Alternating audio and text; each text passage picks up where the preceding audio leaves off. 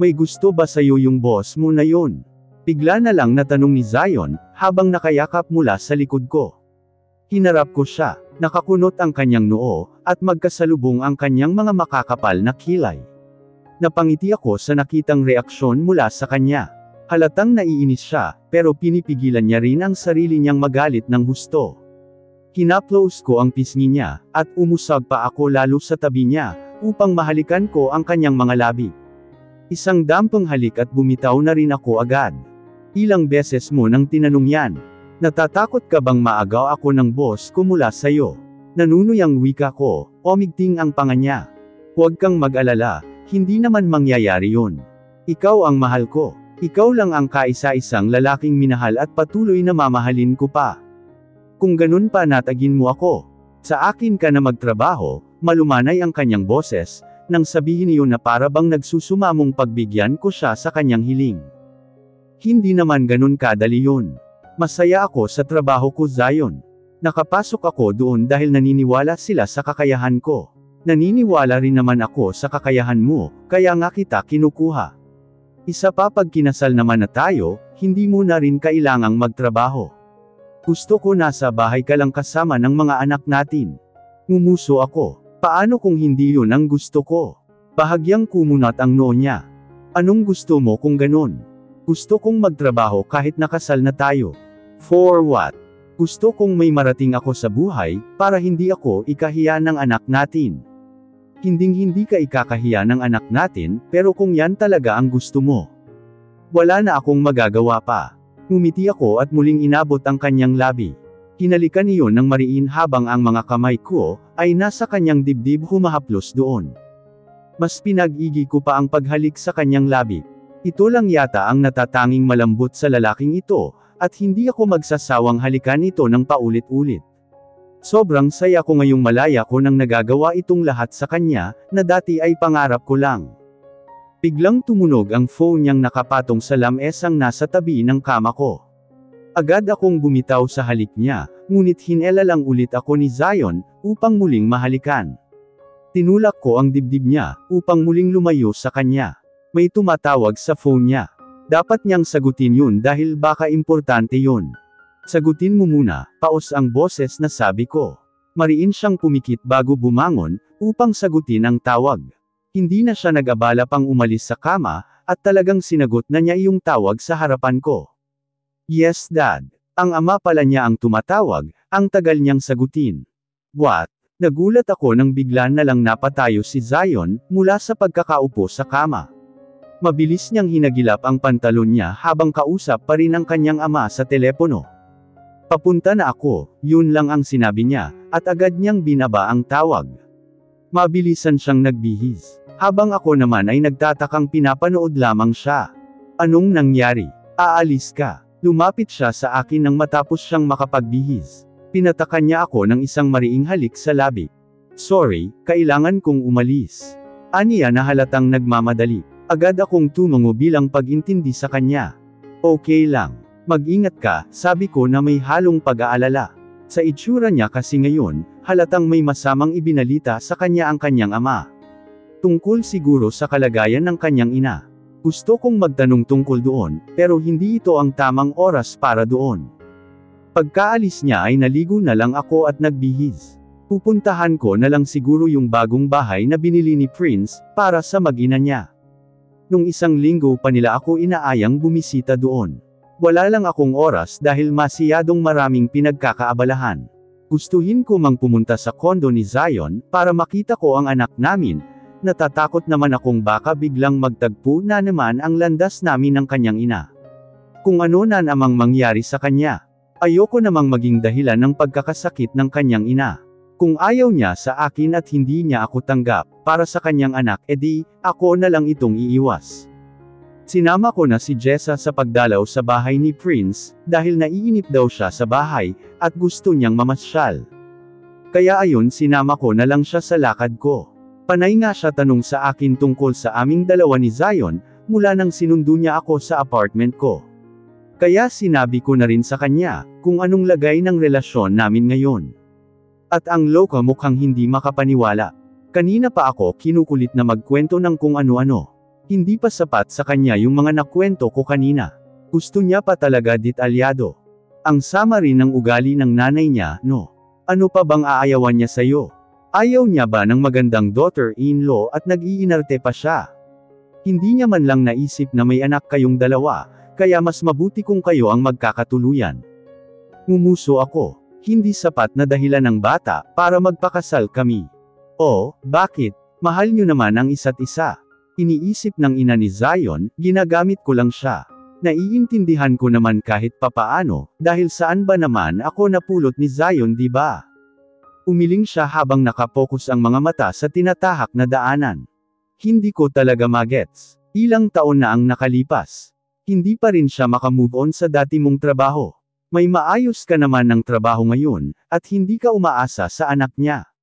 Ikaw naman kasi may milyones ka sa bangko, pero hindi mo man lang yata ginagamit para man lang may maipagmayabang ka sa mata pobreng matandang yun. Totoo yun. May natira pang pera sa binayad sa akin noon ni Daniel.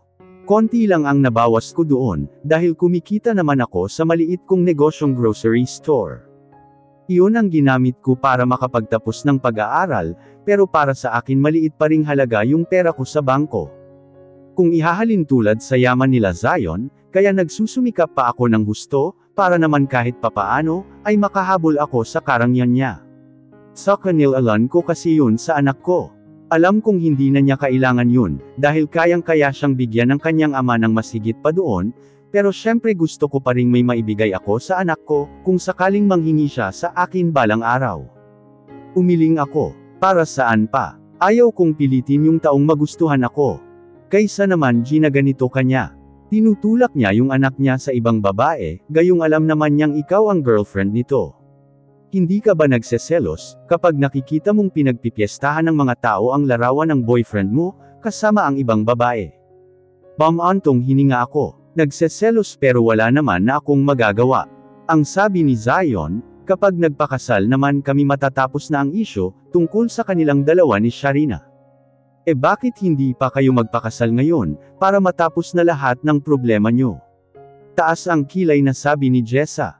Masyado pang komplikado ang lahat para magpakasal kami. Baka may mangyari pang masama sa ina niya. Ayoko naman ng ganun. May tamang panahon para dyan. Isang malalim na buntong hininga ang pinakawalan ni Jessa, habang nagmamaneho. Ang hirap naman ng sitwasyon mo. Napaibig mo nga yung lalaking yun, ganito naman ang nangyayari. Kung ako siguro ang nasa posisyon mo, matagal na akong sumuko. Bahala siya dyan. Maganda naman ako. Marami pa akong mahahanap na ibang lalaki dyan. Tumawa ako. Paano kung ang asawa mo yung lalaki, ganyan pa rin ba ang magiging desisyon mo? Siyempre hindi. Kahit anong mangyari at sitwasyon pa yan, hinding-hindi ko isusuko ang asawa ko, no. Magkasakitan at lahat. Walang sukuan. Oh, kita mo na. Mahal ko si Zion, kaya kahit papaano lumalaban ako. Nilalaban ko ang relasyon namin, dahil gusto kong umasa na kami hanggang sa huli. Kahit nagmumukha ka ng kawawa. Kailan ba ako hindi nagmukhang kawawa? Ngumisi ako at ginawang biro na lang ang lahat. Natawa siya at napailing. Sanay na sanay ka na bang kinakawawa, kaya parang wala na lang ito sayo. Nilang na sabi niya. Kung alam mo lang, sanay na ako, oo. Pero hindi ibig sabihin nun hindi na ako nasasaktan, dahil sa totoo lang, araw-araw na nawawasak yung puso ko, kapag iniisip lahat ng mga nangyayari sa buhay ko. Para bang may galit sa akin ang mundo, at lahat na lang ng problema ay ibinabato na niya sa akin. Nang dumating kami sa bahay ni na Prince, ay agad kaming sinalubong ng dalawa. Sayang at wala ang anak nila. Dahil hiniram daw ni Madam at nagpunta sa mall, para ipag-shopping. Nakakatuwa dahil dati negosyo lang ang pinagkakaabalahan ni Madam, pero ngayon may mga apo na siyang pinagkakaabalahan. Totoo bang magre-resign ka na sa trabaho? Tanong ko kay Thea habang kumukuha ng maiinom namin si Prince. Ayoko sana pero nakapangako na ako kay Prince. Tsaka nagiging busy na rin ako sa pag-aasikaso ng kasal, kaya hindi ko na rin masyadong nagagampanan ang trabaho ko, pero huwag kang mag-alala, hindi ko naman agad iiwan ang boyfriend mo, hanggat hindi ako nakakahanap ng papalit sa akin, aniya na may makahulugang ngiti. Huwag ka raw humanap ng maganda, singit ni Jessa na agad kung inirapan. Tignan mo nga naman oh. Sinong mag-aakala na kayo din pala ni Sir sa huli? Huwag mong batiin at baka hindi pa matuloy ang mga yan sa kasalan. Natawa si Thea sa sinabing iyon ni Jessa. Imposibleng hindi matuloy. Matagal pinangarap yun ni Sir. Alam mo bang usap-usapan sa trabaho ngayon, ang biglang pagbabago ng ugali ni Sir mula nang bumalik ka? Kumunat ang noo ko. Paanong pagbabago? Well, hindi na palaging mainit ang ulo niya. Ang iniisip ng iba dahil kay Sharina Freeman, pero ako alam kong hindi yun dahil sa babaeng yun. Hindi ko nga makitang tingnan niya yun, katulad ng mga tingin niya sa'yo. Ibang-iba talaga. Hindi nila alam, dahil hindi ka naman nila nakita. Hindi ka ba nilalabas ng boss ko, para naman matapos na yung walang katapusang issue sa kanila ng Sharina Freeman na yun? Hindi naman siya pinapansin ni Sir. Napipilitan lang siguro si Sir, na kausapin yun, dahil malaking kliyente. O baka naman kaya hindi siya nilalabas ni Zion, dahil gusto siya laging pasukan. Natatawang biro ni Jessa kaya matalim ko siyang tinignan. Kanina pa ang babaeng ito. Hindi man lang nahihiya sa mga sinasabi. Tumawa si Thea. Baka nga, sa itsura pa lang ni Sir mukhang biglang dating ni Prince. Nagsalubong ang kilay nito sa asawa, habang hinihintay ang edudugtong nito. Mukhang hindi mahilig lumabas, tuloy ni Thea, kahit halata namang hindi talaga yon ang sasabihin niya kanina. Natawa na lang kaming pareho ni Jessa. Hindi ko alam na seloso ka pala, asar ko sa kaibigan. Supladong binalingan ako nito. Huwag mo kong itulad sa boyfriend mo, na lahat pinaghihinalaan. Pati ba naman si Daniel, na walang ginagawa, sinapak. May asawa't anak na yung tao, nilang nasabi ni Prince. Oo nga pala, magkakilala nga rin pala ang dalawa. Paanong hindi sila magiging magkakilala, pareho silang laging tambay sa Dark Rose noon. Hindi pa masyadong sikat yung bar ni Madam na yun, tambay na sila doon. Nabanggit siguro sa kanya ni Daniel yung nangyari. Nagkakausap pa pala yung dalawa. Si Daniel, yung bumili ng bahay at lupa nyo. Si Jessa, tumango ako. Bakit sinapak? Hindi mo na kwento sa akin yan ah. Mahabang kwento. Huwag na lang nating pag-usapan yun. Misunderstanding lang naman, sabi ko dahil ang hirap naman kung ikukwento ko pa sa kanilang tatlo, yung totoong nangyari, na napagkamalan ni Zion na kliyente ko si Daniel, pero kung sabagay kung sa kanya ko naibenta yung bahay, baka kung naging kliyente ko siya, pero hindi katulad ng maduming iniisip ni Zion noon. Naging kliyente ko lang siya, dahil binili niya yung bahay ko, at hindi dahil ibinenta ko ang sarili ko sa kanya. Good morning, bungad ko sa mga kasamahan ko bago naupo sa upuan ko. Tinitigan akong maigi ni Clarice, habang si Sheena naman ay ngumiti at bumati rin. Anong meron? Ngiting-ngiti ka yata ngayon. Nagtaas ng kilay si Clarice. Kung kaya ko lang sabihin ang dahilan ng mga ngiti ko, kaya lang huwag na. Baka hindi lang din sila maniwala. Kagabi kasi umuwi sa akin si Zion. Doon ulit siya nakitulog sa apartment ko, at hinatid pa niya ako dito sa trabaho. Maliit na bagay lang yun, pero nakakagaang lang sa loob. Hindi ko alam. Nitong mga nakaraang araw parang gusto kong laging nasa tabi ko lang siya. Naiinis ako kapag matagal kaming hindi nagkikita, dahil sa trabaho niya. Masyado na yata akong nagiging clingy sa kanya, baka magsawa na iyon sa akin. Ganyan ang mukha ng nadiligan, si Sheena na ngayon ay nakataas na rin ang kilay sa akin, na para bang inaasahang magkukwento ako. Tumawa ako. Kayo talaga, ewan ko sa inyo. Kasama mo yung boyfriend mo kanina, kaya ganyan ang ngiti mo no. Si Clarice. Tumango ako. Bakit hindi mo kami pinakilala? Ngumuso si Sheena, may trabaho pa kasi siya. Sa ibang araw na lang siguro. Oo nga pala, hindi pa pala namin nasasabi sa'yo. Nagpaplano kaming mag-team building at yayayain sana namin si Sir. Ano, sasama ka ba? Oo naman. Ngayon ko lang mararanasan yan, kaya sasama ako syempre. Pwede ikaw na lang din mag-aya kay Sir, total close ka naman sa kanya di ba? Bakit ako pa? Nahihiya kami Sige na ikaw na lang. Sarah, close naman kayo, okay. Naalala ko hindi nga pala ako nagpaalam kay Sir, noong isang gabi. Ang paalam ko lang sa kanya noon ay magbabanyo ako, tapos hindi na ako nakabalik. Baka kung anong isipin nun sa akin.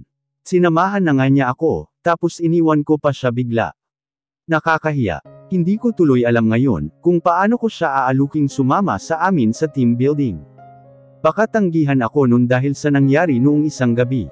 Tinulak na ako ng dalawa papunta sa opisina ni Sir Darwin, kaya wala na akong nagawa pa, kundi ang kumatok na lamang. Agad naman niya akong pinagbuksan. Bahagya pa nga siyang nagulat pagkakita sa akin. "Good morning sir," agad na bati ko. "Good morning," sagot niya habang nakakunot ang noo, nagtataka siguro kung bakit ako narito. "Pasensya na nga po pala, kung hindi na ako nakapagpaalam sa inyo noon isang gabi sa Dark Rose. Magka-emergency po kasi, kaya nakalimutan ko nang magpaalam. Pasensya na talaga sir." Ngumiti siya at tumungo, mukhang tinatanggap naman ang paumanhin ko. "It's okay, I understand. Salamat sir. Tsaka nga po pala, gusto sana namin kayong imbitahan sa team building namin, kung okay lang naman po sa inyo." Ngumiti siyang muli. "Sure. Basta sabihan niyo lang ako kung kailan, para maisingit ko sa schedule ko," aniya. Nakakahanga talaga ang pagiging mabait na boss nitong si Sir. Hindi lang siya mabait, marunong din siyang makisama sa mga empleyado niya. Naisip ko tuloy kung paano ba maging boss si Zion sa mga empleyado niya. Ganito rin ba siya ka-approachable sa mga ito? Duda ako doon. Suplado kaya ng isang yun, pero hindi ibig sabihin nun, na hindi siya magaling na boss. Hindi naman siguro lalago ng husto ang negosyo nila, kung hindi siya magaling. Magpapaalam na sana ako kay Sir. Nang magsalita siyang muli, "Nga pala, nakauwi ka ba ng maayos nung gabing yun?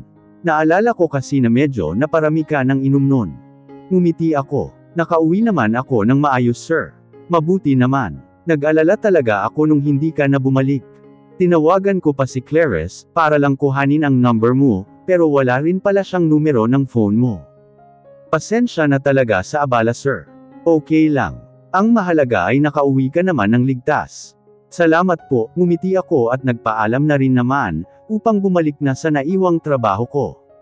Tuwang-tuwa pa nga ang mga kasamahan ko, nang ibalita ko sa kanilang pumayag si Sir, na sumama sa team building namin. Kinantsawan pa nila ako, na ang lakas ko daw kay Sir, pero hinayaan ko na lang. Nasanay na ako sa pang-aasar nila, kaya binabaliwala ko na lang. Pagkatapos ng araw na yun, ay balik na naman sa pagiging busy si Zion. Pero hindi naman niya nakakalimutang tumawag o mag-text sa akin maya't maya, hindi lang talaga kami makapagkita ngayon, dahil nasa business trip yata siya. Hindi ko alam. Basta ang alam ko lang wala siya ngayon dito sa Manila.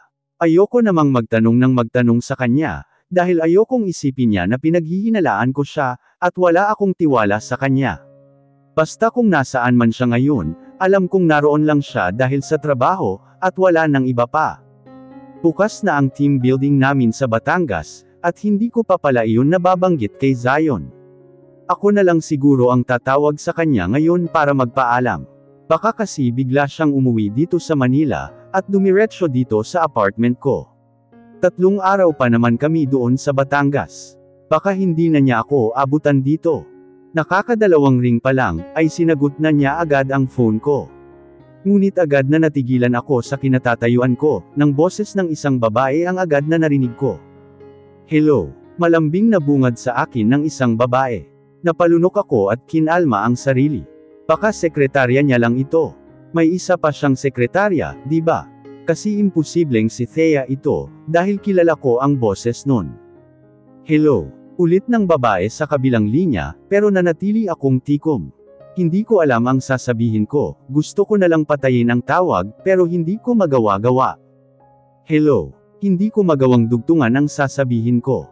"Who's this? Anong kailangan mo sa boyfriend ko?" Namilog ang mga mata ko at agad na pinatay ang tawag. Sapat na ang narinig kong iyon mula sa babae. Boyfriend. Siguradong ang babaeng nakausap ko, ay si Sheena Freeman at magkasama silang dalawa ngayon. Boyfriend. Bahaw akong ngumiti. Ano ba talaga ang totoo? Sa babaeng iyon na mismo nanggaling na may relasyon silang dalawa. Kung ganun, ano pala ako? Ano pala ang papel ko sa buhay ni Zion? Kabit. Gusto kong matawa dahil sa katangahan ko. Ilang beses na silang nabalita, pero hindi ko pa rin nakuha. Lahat ng tao alam na silang dalawa na, samantalang ako tinatago niya lang. Leon siguro ang dahilan kung bakit hindi kami madalas na lumabas, at kung bakit palagi siyang busy. Nahihirapan siguro siyang itago ako mula sa totoo niyang girlfriend. Ang show nga ko. Hindi ko naisip na baka ginagamit niya lang ako. Na baka naghihiganti lang siya sa akin. Bakit nga naman niya ako pipiliin kaysa sa babaeng yun? Ano bang meron sa akin? Hindi naman ako katulad nun na may sinabi sa buhay. Walang-wala ako kumpara sa babaeng yun, kaya bakit ko naisip na talagang mas pipiliin niya ako doon? Ang show nga ko. Bakit hindi ko agad naisip iyon? Masyado akong natuwa nang sabihin niyang mahal niya ako, kaya hindi ko na naisip lahat ng ito. Pupwede nga palang baka ginagantihan niya lang ako. Imbes na iiyak buong magdamag ang nalaman ko, ay itinulog ko na lang iyon.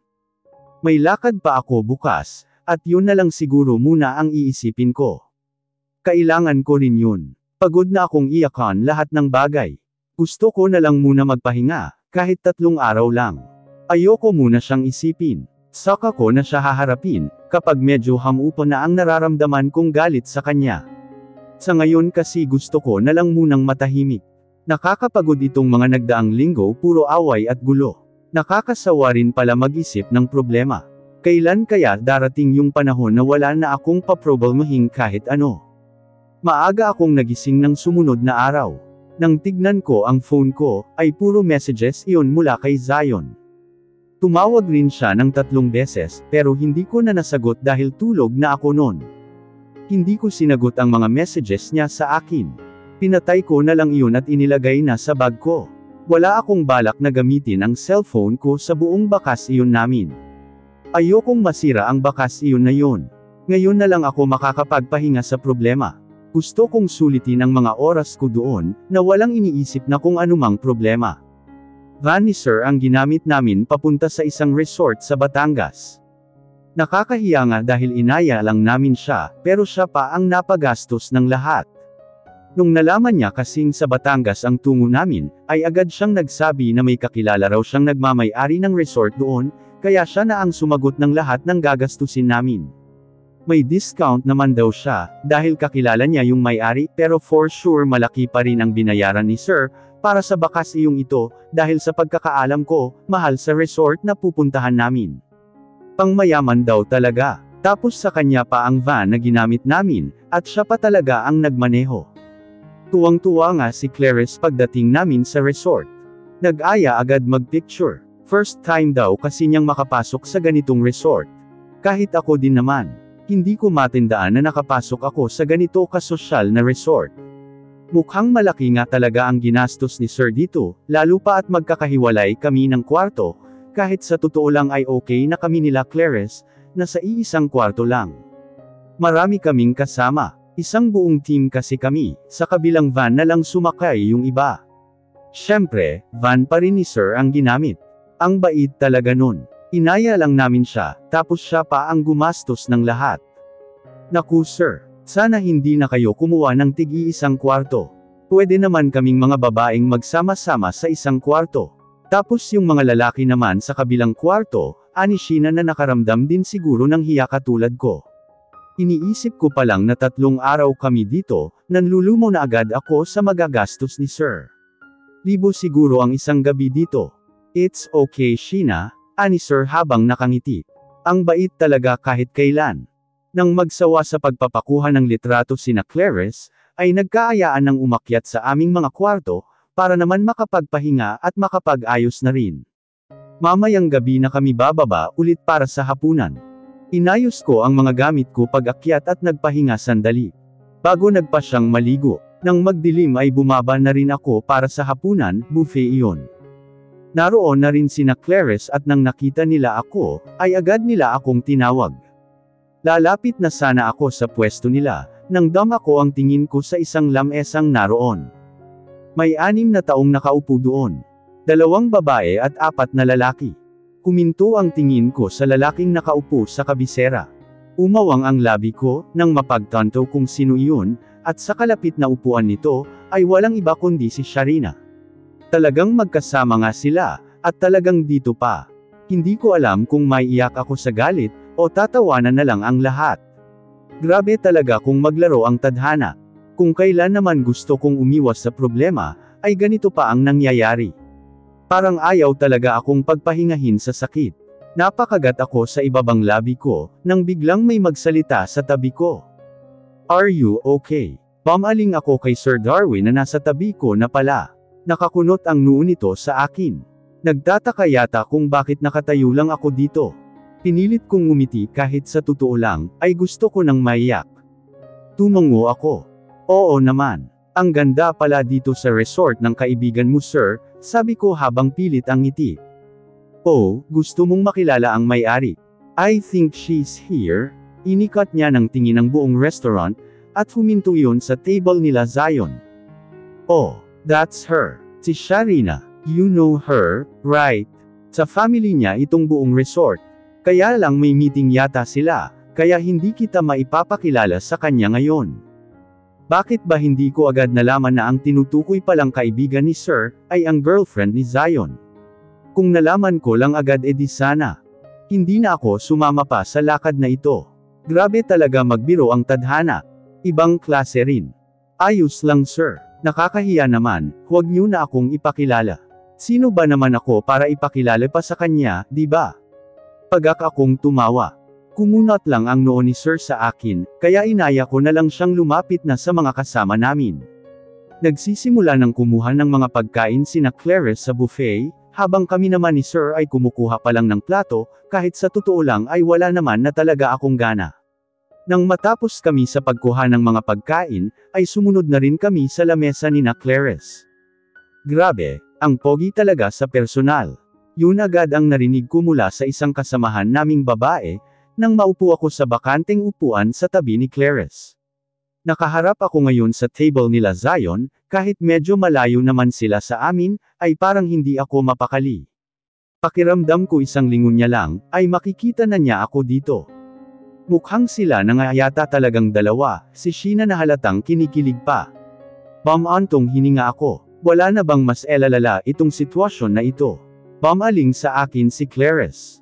Ikaw Sarah. Ano sa tingin mo? Sila na nga kaya? Nag-iwas ako ng tingin sa table nila Zion, upang balingan si Clarice. Ewan ko. Siguro, hindi ko napigilan ang pagtakas ng pait sa boses ko, nang sabihin ko yon. Bakit ang sakit? Kailangan pa ba talagang ipamuka sa akin na sila talaga? Tumikom ang bibig ni Clarice, pero hindi niya inalis ang tingin niya sa akin, na para bang binabasa niyang maigi ang nasa isip ko. Ngumiti ako at binalingan na lang ang pagkaing nasa harapan ko, at iyon na lang ang pinagtuunan ng pansin. Sila na yan. Lagi kaya silang magkasama, ani Sheena na agad naman sinang-ayunan ng mga kasamahan namin. Hanggang sa makisali na rin sa usapan si Sir Darwin. Sino ba ang pinag-uusapan niyo dyan? Nakatawang tanong nito. Si Mr. Smith sir at si Miss Freeman. Ayun sila tinuro pa ng kasamahan namin ang table nila Zion. Oh, sila Sharina pala. Kilala niyo sir? Tanong ni Clarice. Tumango si Sir Darwin. Si Sharina yung kaibigan na sinasabi kong may-ari ng resort na ito. Later ipapakilala ko kayo sa kanya kung gusto nyo. Talaga sir? Sige sir. Excited na sabi ni Sheena. Sumimangot naman si Clarice. Hindi ko alam kung bakit habang ako naman dito, ay nagpapanik na. Ano ba naman ito? Pinaglalaroan ba talaga ako ng tadhana? Pero sa kanya talaga itong buong resort sir. Sa family niya. Sa family naman pala, ani Clarice, na para bang may halo pang pangmamaliit. Nagkatinginan kami at nginitian niya lang ako. Ang swerte talaga, nakakainggit. Yung ang ganda mo na, at ang yaman tapos may boyfriend ka pang kasing hot ni Zion Smith. Ilan lamang iyon sa mga komento ng mga kasamahan ko. Hindi ko na sila pinansin, dahil busy ako sa pag-iisip ng paraan para makatakas sa pagpapakilalang sinasabi ni Sir. Mas maganda pa si Sarah doon. Diba, Sir? Biglang sabi ni Clarice, kaya napalingon ako sa kanya. Nakatingin lamang siya kay Sir, at tila hinihintay ang pagsagot nito, ngunit nanatiling tikom ang bibig ni Sir. Ngumiti lamang ito at tumingin sa akin. Nagtagal ang tingin niya sa akin, kaya ako na ang nag-iwas ng tingin. Oy ano yun? Parang may nararamdaman akong something. Ulalas ni Clarice, na tinawanan na lang namin ni Sir. Ang kulit talaga ng isang ito. Minsan nasasanay na lang din si Sir na tinutukso kaming dalawa ng mga ito. Pero sa totoo lang mas maganda ka nga dun Sarah, kumanto ng isa naming kasamahang lalaki. Ngumiti ako na pailing. Hindi ko alam kung bakit bigla na lang nila akong kinumpere sa babaeng iyon. Itong si Clarice kasi. Wala pang make-up yan. Tila proud na sabi ni Sheena. Ewan ko sa inyo, naiiling na sabi ko habang nakangiti, ngunit agad na naglaho ang ngiting iyon. Nang pag-angat ko ng tingin ay nasa harapan na ng lamesa namin sina Zion at Sharina. Nakangiti si Sharina habang salubong naman ang kilay ng kasama niya. Agad na nagtama ang tingin namin ni Zion. Kitang-kita ko ang pag-igting ng kanyang panga, habang matalim na nakatitig sa akin. Dumagundong sa kaba ang puso ko. Ako ang unang nag-iwas ng tingin sa kanya, nang hindi ko na makayanan ang bigat ng titig niya sa akin. Hindi ko alam kung bakit tila siya pa ang galit sa aming dalawa, gayong ginawa niya akong kabit sa relasyon nilang dalawa. Hindi pa ba obvious? Sila nga talaga. Kaya nga magkasama sila ngayon dito eh. Kaya pala hindi siya nagkukwento tungkol sa lakad niya, dahil kasama naman pala niya itong original na girlfriend niya. Gusto kong umirap sa inis. Ipinakilala kami isa-isa ni Sir kay Sharina. Nang binanggit niya ang pangalan ko, ay kiming ngumiti lamang ako. Ipinakilala naman ni Sharina ang kasama niyang hindi man lang ngumiti, nang ipakilala siya ng kanyang girlfriend sa mga kasamahan ko. Nakatingin lamang ito sa akin, at konting-konti na lang talaga maiirapan ko na siya sa inis ko. Ganun ba siya kakumpiyansang hindi siya mahahalata ng girlfriend niya sa kakatingin niya sa akin? Siguro patay na patay sa kanya tong babaeng ito, kaya hindi man lang mapansin na may ibang babaeng tinitignan ng boyfriend niya. Kung sabagay pareho lang naman kami ng sitwasyon dito. Pareho kaming patay na patay sa kanya, na hindi namin alam na pinagsasabay na pala kami. Nang makipagkamay sa kanya si Sir, ay doon lamang naputol ang titig niya sa akin. Pumaling siya kay Sir nang may seryosong tingin. Kitang-kita ko ang pag-igting ng kanyang panga, nang tanggapin niya ang pakikipagkamay ni Sir Darwin. Sandali lang iyon at binawi niya rin agad ang kamay dito. Suplado. Akala mo hindi nagluluko. Muli niya akong binalingan, pero iniwas ko agad ang tingin ko sa kanya. Nice meeting you all, malambing na sabi ni Sharina at ngumiti. Gusto kong umirap kahit na alam kong wala naman siyang kasalanan sa akin. Naiinis ako sa kanya, kasi hindi niya binabantayan maigi ang boyfriend niya. Anong activity niyo bukas? Tanong ni Sharina bago bumaling kay Sir Darwin, upang hingin ang sagot sa kanyang tanong. I think we should try snorkeling, ani Sir habang nakangiti. Lumawak ang ngiti ni Sharina, at bumaling sa katabing nakatuon pa rin sa akin ang atensyon. Ang lalaking to, hindi man lang natatakot na mahuli siya ng girlfriend niya dito. Kung hindi ba naman manluluko? We should join them. Masayang iniaya ni Sharina kay Zion, at ang lalaki hindi man lang siya tinignan. Tumango ito habang nakatingin pa rin sa akin. Just gusto ko na lang maglaho doon, dahil pakiramdam ko konting-konti na lang makakahalata na ang mga kasama namin dito sa table, sa pinaggagawa ng lalaking ito. Siniko ako ni Clarice, kaya napabaling ako sa kanya. Tumaas lang ang kilay niya sa akin, pero wala naman nang sinabi. Pakiramdam ko may alam na siya, hindi lang siya sigurado kaya hindi na lang siya nagsasalita. Are you sure? It means hindi muna tayo uuwi ng Maynila. Masayang tanong ni Sharina sa kanya. Hindi ko na napigilan ang sarili ko, at tuluyan nang tumaas ang kilay ko. Uuwi na pala sila bakit hindi na lang sila dumiretsyo ng uwi? Mukhang gusto pang manatili ng Angas na to dito. Hindi ulit nagsalita si Zion, at tumango lang. Napansin na siguro ni Sharina ang pananahimik niya, kaya bumaling na siya sa akin nang nakakunot ang noo. Nagpeke ako ng ngiti at agad nag-iwas ng tingin. That's good. Alam mo kanina ka pa nga gustong makilala ng mga ito, pagbubuko ni Sir sa mga kasamahan ko, sa kanila lang dahil hindi ko naman hinangad na naipakilala sa kanya. Sana nga di na lang sila nagtungo dito sa table namin. Kung hindi lang nakakahiyang magpaalam para umalis, ay baka kanina ko panilisan ang lamesang ito.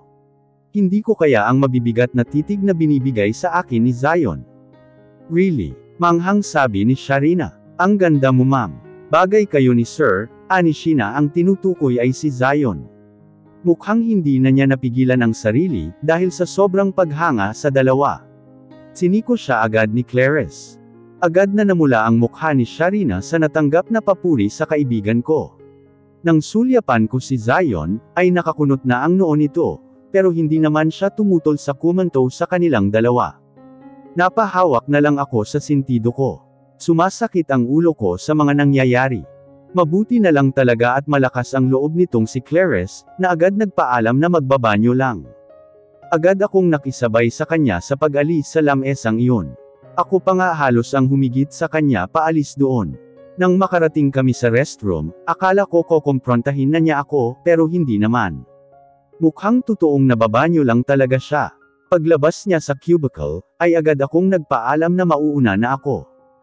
Halos mapatalon ako sa gulat, nang pagmulat ko ng mga mata ko, ay nasa tabi na ng kwarto ko, dahil medyo masama ang pakiramdam ko. Hindi naman na siya nagtanong, o ano at hinayaan na lang akong umakyat sa kwarto ko. Pagpasok ko ng kwarto ko ay doon pa lang ako nakahinga ng maluwag. Nahiga ako agad sa kama at pagod na pinagmasdan ng kisame. Natulala na lamang ako doon, hanggang sa hindi ko na namalayan at nakatulog na pala ako. Halos mapatalon ako sa gulat ng pagmulat ko ng mga mata ko ay nasa tabi ko na si Zion, mukhang mahimbing ang tulog nito, habang nakayakap sa baywang ko. Agad kong kinalas ang pagkakayakap niya sa akin, kaya nagising siya. Namumungay ang mga mata niya, nang imulat niya iyon. Bumangon ako at umalis ng kama. Tiningnan ko siya ng matalim. Anong ginagawa mo dito? Nagpupuyos sa galit na tanong ko. Ang walang hiyang ito, may gana pang magpunta dito sa kwarto ko. At paano niya nalaman kung saan ang kwarto ko? Bumangon siya at umambang lalapit sa akin, pero agad kong itinaas ang kamay ko, upang pigilan siya. Huwag mo kong lapitan. Kumunat ang noo niya sa inakto ko. Baby, what's wrong? Anong ginagawa mo dito sa kwarto ko? Umalis ka dito. Hindi kita kailangan dito. Umalis ka. What the? May problema ba tayo? Bakit nagagalit ka sa akin? Ikaw itong hindi sumasagot sa tawag ko, tapos makikita na lang kita dito na galit sa akin. May dahilan ba para hindi ako magalit sa'yo? Ginawa mo kong kabit Zion. Lalong lumalim ang kunot sa kanyang noo sa sinabi ko. What are you talking about? Anong kabit? Tak-ang-taka niyang tanong. Mabilis na naibato ko sa kanya ang unan, na una kong nahawakan. Agad rin naman niya itong nasalo. Huling-huli ka na gagawin mo pa akong syunga. Oo, baplaks ako pero hindi ako sobrang syunga Zion. Ginawa mo kong kabit sa relasyon niyo ng Sharina na yun. Ano bang sinasabi mo? Sinubukan niyang lumapit sa akin, pero mabilis na tumakbo ako palayo sa kanya, at itinaas muli ang kamay ko. Huwag mo sabi akong lapitan. Umalis ka na. Umalis ka na lang, please. Punong-puno ng galit na sabi ko, pero hindi niya ako pinakinggan. Umikit siya ng mariin, na para bang nahihirapan siya sa akin. Nahihirapan ka na bang mag-isip ng palusot? Talagang hindi ka aamin ano? Baby please, let's not fight again. Mag-usap muna tayo. Ayusin natin ito. Ano bang problema? Sabihin mo naman sa akin. Hindi pwedeng bigla ka nalang magagalit sa akin sa isang bagay na hindi ko naman alam. Pag-usapan muna natin, may pagsusuma mong sabi niya, pero ayoko na munang pakinggan ang paliwanag niya. Gusto ko munang magpahinga sa problema at lalong-lalo na sa kanya. Umalis ka na Zion. Why? I don't understand. Hindi ko na rin maintindihan. Ayoko na. Agad na namilog ang mga mata niya sa sinabi ko. Ilang hakbang lang ang ginawa niya at agad niya akong naabot. Hinela niya ako palapit sa kanya, at mahigpit na niyakap. No. Please, baby. Don't say that. Aayusin natin to. Mag-usap tayo. Sabihin mo sa akin ang problema. Umiling ako habang naluluha. Gusto ko munang magpahinga Zion. Kitang-kita ko ang pagdaan ng takot sa mga mata niya, pero hindi ko alam kung totoo ba iyon o baka guni-guni ko lang. Hindi ko na talaga alam. Please, ayusin natin to. Huwag naman ganito oh. Medyo napapalakas na ang boses niya ngayon. Huwag mo kong takutin ng ganito. Pamatak ang luha mula sa mga mata ko, habang pinapakinggan ang pagsusumamo niya sa harapan ko. Pumikit ako ng mariin. Mahal na mahal kita pero, nakakapagod na. Bakit ba kasi ang hirap-hirap mong mahalin? Gusto ko lang naman ng simpleng buhay eh. Hindi ganito yung gusto ko. Kung hindi mo ko kayang mahalin, huwag mo naman sana akong paglaruan. Hindi ko alam ang sinasabi mo. Hindi kita pinaglalaroan. Mahal kita. Mahal na mahal kita. Hindi ko alam kung bakit naiisip mo na pinaglalaroan lang kita. Hindi pa ba sapat lahat ng nagawa ko para lang maniwala kang mahal kita? Hindi pa ako nagmahal ng ganito buong buhay ko, kahit kay Shira hindi ko naramdaman ito.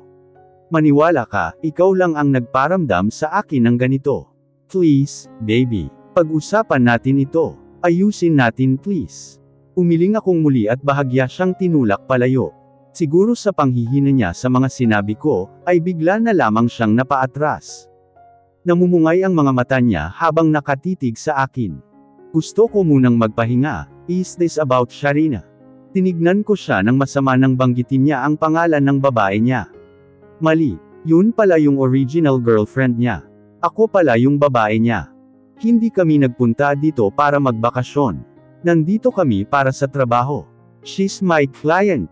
Bakit nagpapabayad ka na rin ba ngayon? Tumalim ang titig niya sa akin. O bakit ako hindi mo ko sinisingil?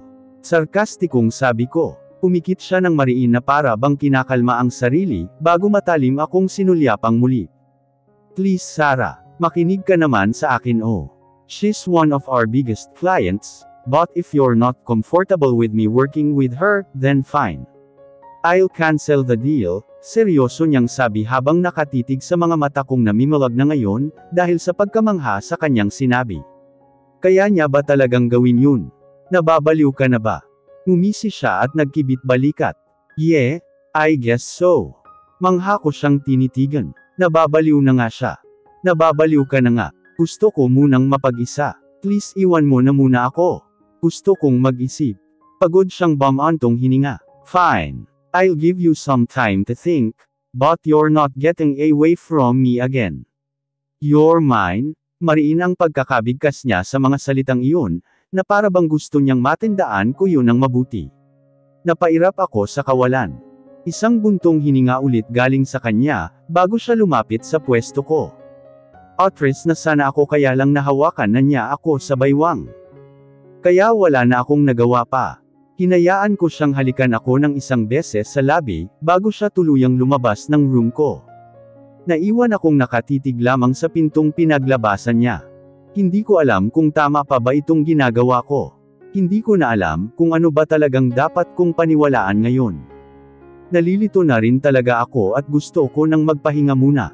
Sana tuparin ni Zion ang sinabi niyang bibigyan niya ako ng oras para makapag-isip. Pero paano kung nagsasabi naman pala siya ng totoo, at kliyente nga lang talaga niya ang babaeng iyon? Pero bakit naman kasi mapupunta sa babaeng yun ang cellphone niya? Sabihin na nating naiwan niya lang yun kung saan, at nakita lang ng babaeng yun, pero bakit naman niya sasagutin ang tumatawag sa phone ni Zion? Ano siya feeling girlfriend? Hindi ko mapigil ang mena sa iniisip ko, kaya naligo na lang muna ako para kahit papano ay lumamig naman ang ulo ko.